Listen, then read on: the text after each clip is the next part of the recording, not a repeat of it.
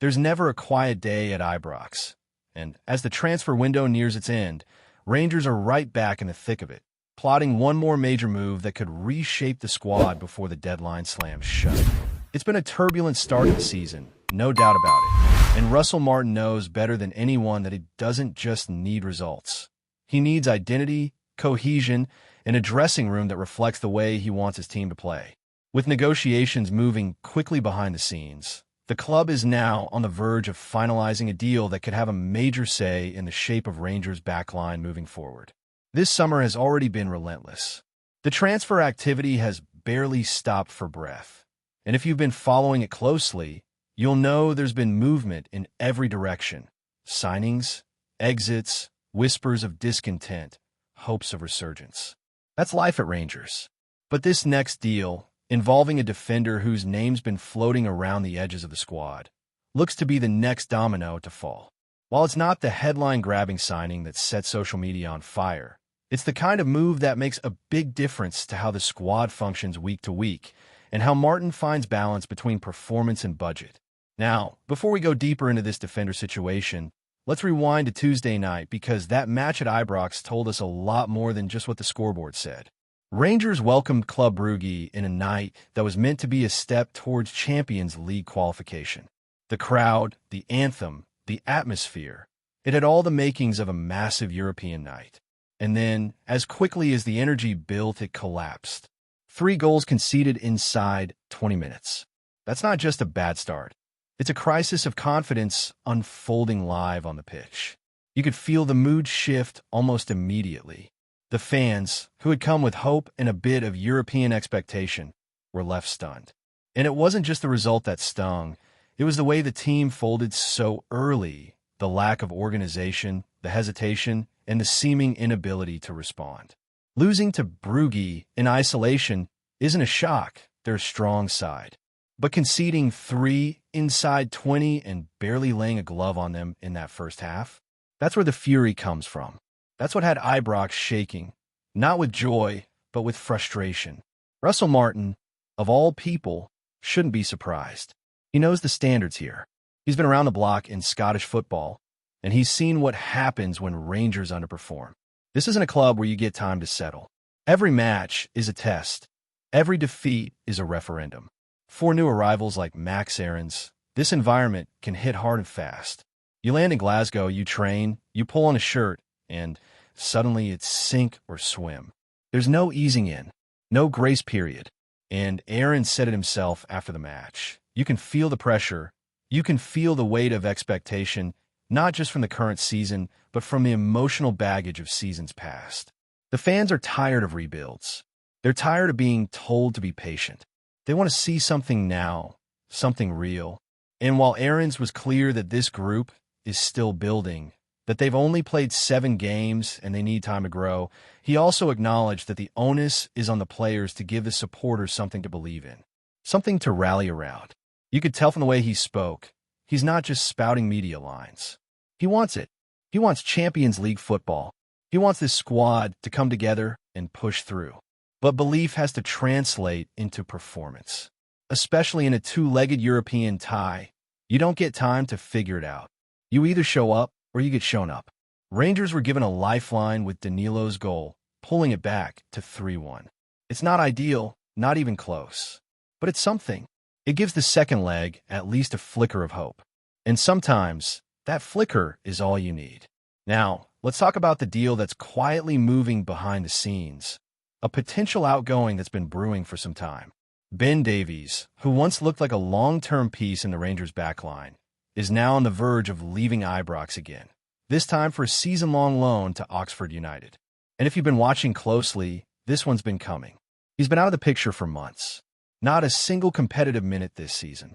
Barely involved in preseason. It's clear he's not in Russell Martin's plans. That in itself is not a massive shock.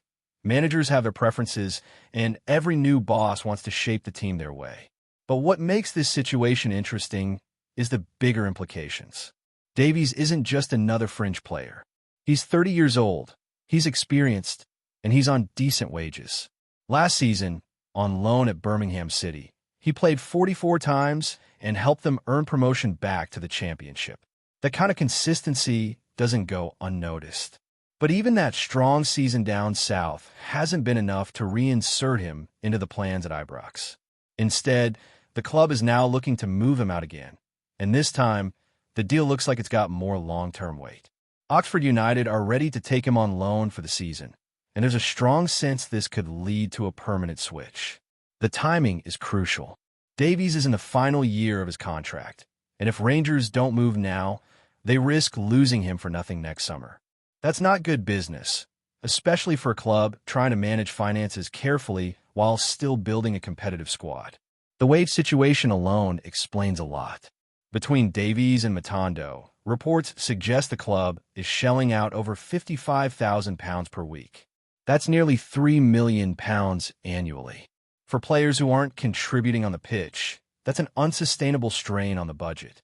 So from the club's perspective, moving Davies out now serves two purposes: freeing up vital wage space and possibly securing a transfer fee down the line if Oxford take up an option to buy. And let's not underestimate the value for Oxford either. For them, bringing in a defender with experience in both Scotland and England, who's just helped the team earn promotion, that's a big get. It strengthens their back line, adds leadership, and give them a player who's hungry to prove himself again. For Davies, this is a lifeline, a chance to play regular football again and remind people what he's capable of. Because make no mistake, the qualities that once earned him a move to Liverpool haven't vanished. They just haven't had the right platform to shine at Rangers recently. But at the core of this move is something even bigger. It's a signal of how Russell Martin is reshaping this squad. He's not here to keep players around just for the sake of it.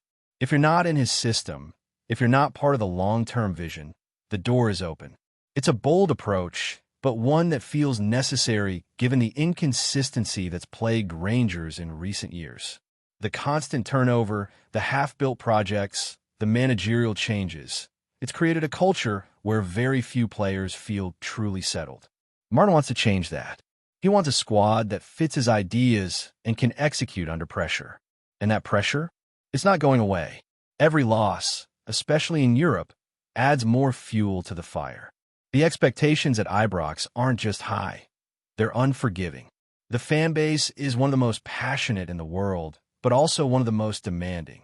They've seen what success looks like.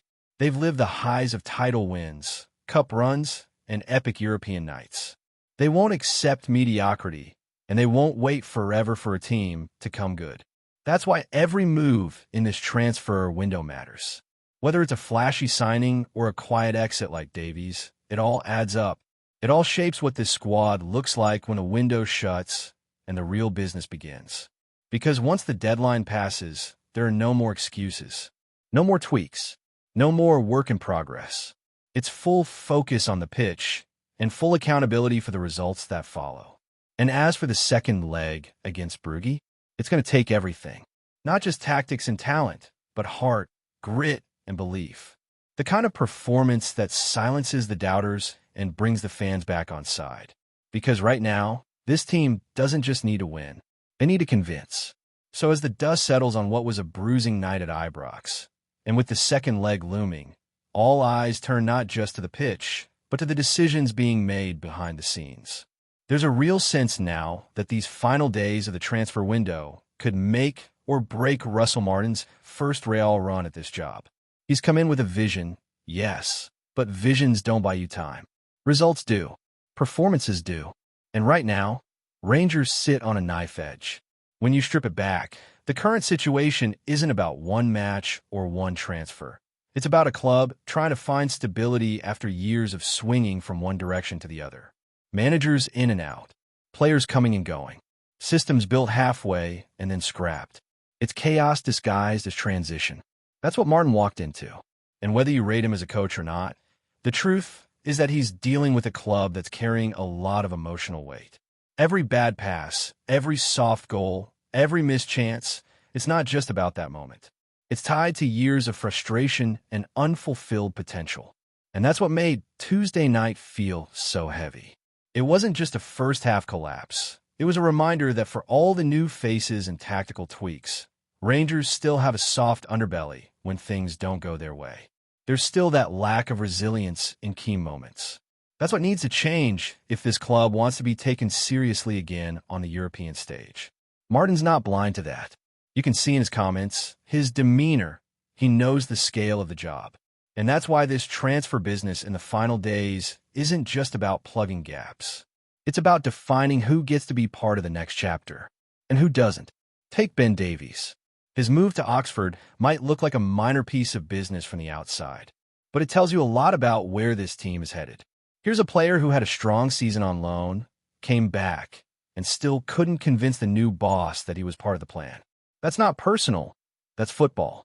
That's a manager making tough calls and being clear about what he wants. And let's be honest, Rangers haven't always been great at that. There's been too much hesitation in previous windows. Too much holding on to players who were no longer the right fit, just because of what they'd cost or where they'd come from. That indecision has cost the club points, trophies, and money. So to see the club now moving assertively, even with someone like Davies, who's on a good wage and has value elsewhere, it's a positive shift. It shows that Martin's not here to manage sentiment. He's here to build something that works. And make no mistake, the financial side of this is just as important as the football. Rangers don't have the luxury of throwing money at problems. Every wage freed up, every loan fee negotiated, every bit of smart business helps build the foundation for a squad that can compete sustainably. That's the word you hear more and more now, sustainability. Because ambition without structure leads you in circles. And that's a pattern Rangers have to break. Davies' departure frees up wages, yes, but it also sends a message to the dressing room. If you're not performing, if you're not in the manager's plans, you won't be hanging around. That kind of accountability is crucial, especially with so many new faces in the building. It sets the tone. It tells the squad that there are standards. That places in the team are earned, not guaranteed. That no one coasts. And speaking of new faces, this isn't just about who's leaving. There's still talk of one more addition before the window shuts. Possibly another defender. Possibly someone more versatile who can offer cover across the backline. But what's clear is that Martin isn't done shaping this squad. He wants players who fit not just tactically, but mentally. Players who understand what it means to wear the shirt. Players who can handle the weight of expectation that comes with it. Because it's not just about ability. We've seen plenty of talented players come through Ibrox and shrink under the lights. The pressure at Rangers is unlike anywhere else in the league. Every draw feels like a defeat. Every defeat feels like a crisis. That's the culture. That's the reality. And if you don't have the mentality to handle it, then you won't last. Max Aarons mentioned it in his post-match comments. He spoke honestly about the pressure, about how you can feel the frustration from the stands, about how the fans aren't just reacting to one performance. They're reacting to the years of disappointment that came before. And he's right. That's the atmosphere.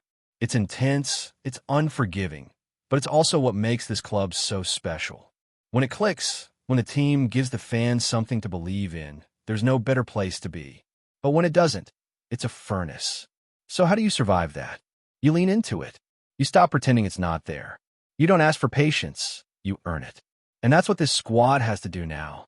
Starting with that second leg against Brugge. 3-1 down, away from home, against a team that punished them brutally in the opening half hour.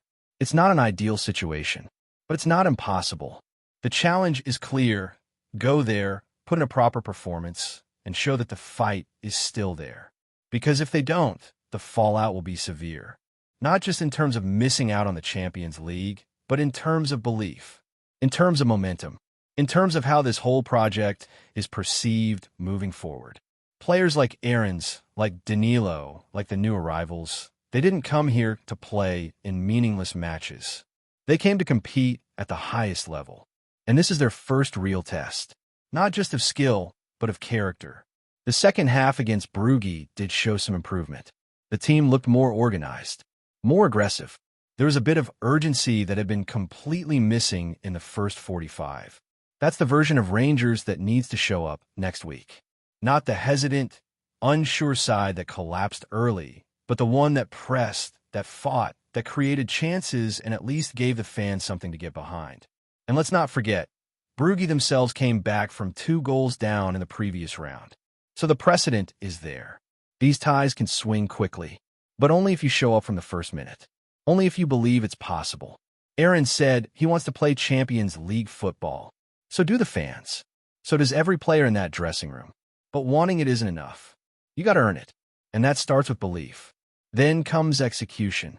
Martin will know this is his moment too. If he can pull off a turnaround in Belgium, it changes everything. It buys him time. It gets the fans back on board. It gives the squad confidence. But if it goes the other way, if it's another collapse, another story of what might have been, the questions will start coming hard and fast. That's the line Rangers are walking right now. One result from belief. One slip from backlash. And that's why every detail matters. Every decision. Every substitution. Every press conference. The margins are razor thin, and the expectations are sky high. So as the window nears its close, as deals like the Davies loan are finalized, and as the focus turns to Belgium next week, Rangers are entering one of those periods that defines a season. Maybe even more than that. It could define the direction of the entire Martin era. Before we continue, make sure to subscribe to our channel and turn on notifications to get all the exclusive news about Rangers FC. Don't overlook any details about your beloved team. It's crucial for Rangers FC fans. The latest buzz sweeping across the Scottish football landscape comes with a thunderclap. Sources close to Ibrox have hinted that Lawrence Shankland, the prolific striker who has made waves at Hearts, may already have put pen to paper with Rangers. If true, this move would mark one of the most audacious pieces of transfer business in recent memory. Not only because Shankland has been Hearts' talisman, but also because of what it signals about Rangers' intent to topple their Glasgow rivals. The chatter goes further, with whispers that Shankland has reportedly declared privately he intends not just to thrive, but to outscore Celtic star forward KYOGO. Supporters, journalists, and even former players are caught in the storm of speculation, debating whether Rangers have secured the missing link in their attacking arsenal. The streets around Govan are already humming with the talk of a striker who embodies both a traditional Scottish grit and a ruthless eye for goal, a player who could redefine the balance of power in the Old Firm rivalry. Whether or not the ink has truly dried on the contract remains officially unconfirmed, but the intensity of the rumor itself feels like a sign that something seismic may be unfolding. What lends even more intrigue to the situation is the timing. Rangers, bruised by seasons in which consistency up front has been a nagging issue, appear determined to recalibrate their approach. In Shankland, they would not merely be acquiring another option, but a player whose current form has made him a constant headline maker in Scottish football. His knack for finding space inside the box, his composure in one-on-one situations, and his leadership qualities as captain at Tynecastle suggest a striker who is not simply opportunistic, but relentlessly driven. Against the backdrop of KYOGO's brilliance in the green and white, the arrival of Shankland would create a direct narrative showdown between Scotland's homegrown finisher and the Japanese marksman who has lit up the Premiership since his debut. Fans are already imagining those moments. Shankland bearing down on goal at Ibrox, KYOGO answering at Celtic Park, two forwards locked in a scoring duel that could define an era. The rumor feels almost cinematic, as if Scottish football has been waiting for exactly this kind of rivalry to ignite its forward lines with renewed passion and unpredictability. Some insiders suggest that the deal has been orchestrated with a degree of secrecy befitting the scale of the story. Meetings between intermediaries, late-night discussions, and coded comments from both club figures and Shankland's camp have only added fuel to the fire. The possibility that Rangers have pulled off a transfer coup right under the noses of Hearts supporters, without so much as a whisper leaking until now, would be remarkable in the modern era of constant leaks. That sense of clandestine plotting has only heightened the speculation, giving supporters the impression they are on the verge of waking up to front-page headlines confirming the biggest domestic move of the season. For Shankland, the appeal is obvious. A chance to step into the pressure cooker of Ibrox, to compete for trophies on multiple fronts, and to etch his name into the lore of the Old Firm. For Rangers, the motivation is equally clear: to possess a striker who can embody the club's ambition, channel the frustration of recent near misses, and offer a tangible answer to Celtic's attacking supremacy led by KYOGO. In every whisper, the story grows bolder and more compelling. Beyond the transfer gossip, what truly fascinates is the psychological edge this rumor grants Rangers. Even before an official announcement, the mere idea of Shankland choosing blue over maroon, and more importantly, blue over green, plants seeds of anticipation among the fan base. His supposed vow to surpass KYOGO, whether said in earnest or exaggerated through the rumor mill, resonates deeply with supporters hungry for a talisman who does not fear comparison. It sets the stage for a contest not merely of goals, but of mentality, determination, and the ability to shoulder the hopes of tens of thousands. In pubs, on terraces, and across social media, debates rage. Is Shankland the man to finally tilt the scales? Does his confidence represent arrogance, or the sort of unshakable belief Rangers crave? With every conversation, the legend of the transfer grows, regardless of whether or not the paperwork truly exists. Such is the power of football's rumor culture in Scotland, where anticipation often burns brighter than reality, and where a promise to outshine a rival can electrify the atmosphere long before the ball even rolls. If, in the end, the deal proves to be genuine, Scottish football could be on the cusp of a defining season, one shaped not only by tactics and form, but by a direct head-to-head clash of two strikers whose reputations loom large. Shankland stepping into Ibrox with the weight of his promise, KYOGO continuing to enchant with his speed and finishing. It is a narrative that could reignite the drama of the Premiership and carry it into new global attention. For now, though, the story remains a tantalizing rumor, whispered in bars and debated in press rooms, a tale that blends possibility with imagination. Whether Shankland truly has signed on the dotted line, or whether this is yet another phantom of transfer speculation, the buzz refuses to quiet.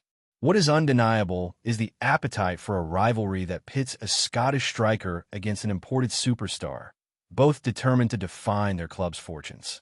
In that sense, the rumor itself already feels like a victory for the spectacle of Scottish football, breathing new life into the eternal narrative of Rangers versus Celtic, and promising fireworks on the pitch if reality aligns with the whisper. Greetings, fans.